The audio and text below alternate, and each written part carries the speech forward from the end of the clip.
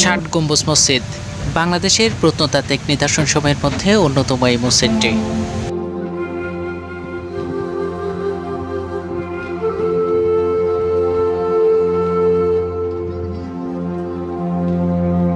বাংলাদেশের বাগেরহাট জেলায় অবস্থিত এই মসজিদটি নির্মাণ করেন হযরত খান জাহান আলী রহমতুল্লাহ আলাইহি।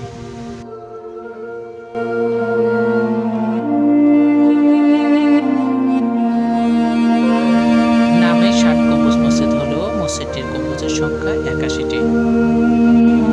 কথিত আছে ৬০টি খুঁটির উপর এই মসজিদ নির্মিত হওয়ার কারণে এর নামকরণ করা হয় ষাট গম্বুজ মসজিদ। নান্দনিক স্থাপত্যশৈলী এবং দৃষ্টিনন্দন এই মসজিদটি দেখতে প্রতিদিন ভিড় জমান হাজার হাজার দর্শক।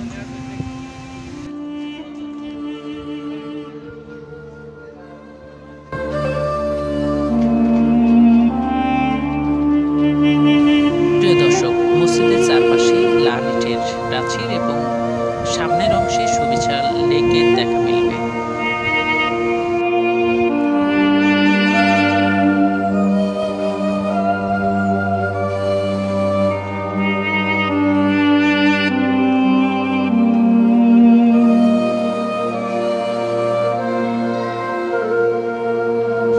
প্রিয় দর্শক, শালীন পোশাক পরে আপনিও মসজিদের ভিতরে স্ত্রী বাচ্চা নিয়ে ভ্রমণ করতে পারবেন।